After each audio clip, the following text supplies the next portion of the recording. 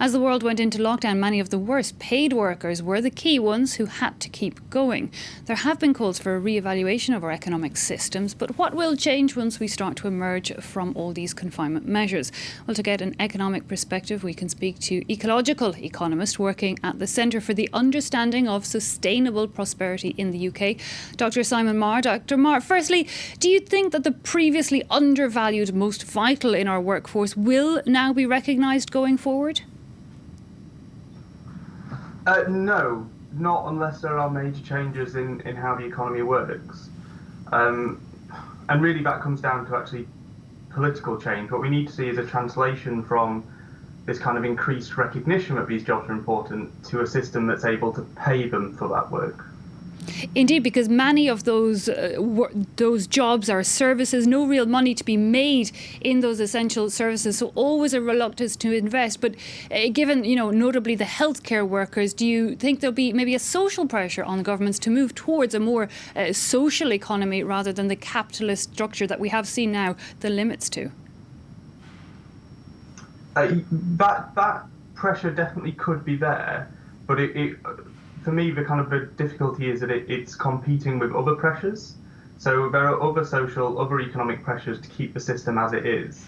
And that's what I mean when I say this will really be kind of a political struggle. It will be about which of those pressures organises better, which of those pressures is better able to get its position into government, I guess.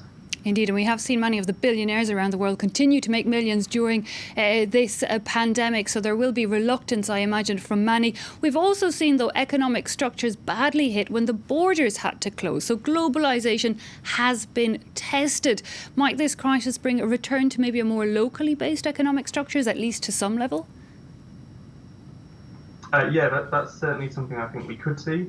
I think some of the more out there predictions about relocalization underestimate just how interdependent and how globalized the world is at the moment.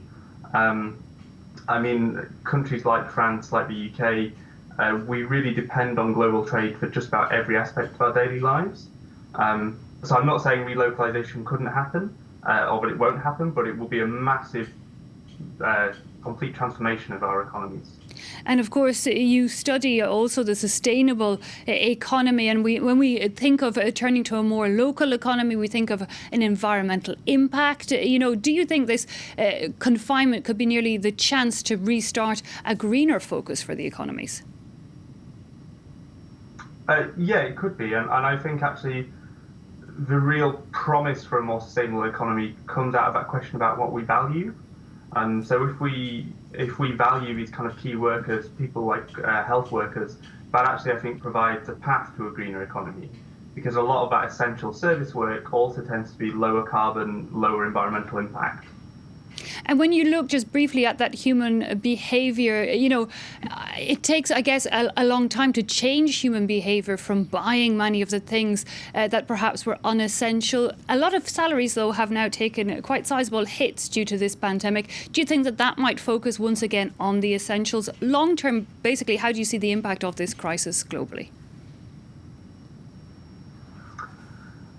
I think this crisis globally, essentially, it provides us with an option for real long-term transformation, a chance to build something better, a more social economy, as you mentioned, or it will strengthen and reinforce those kind of capitalist powers, which will leave us in a really bad position facing something like climate change in the future.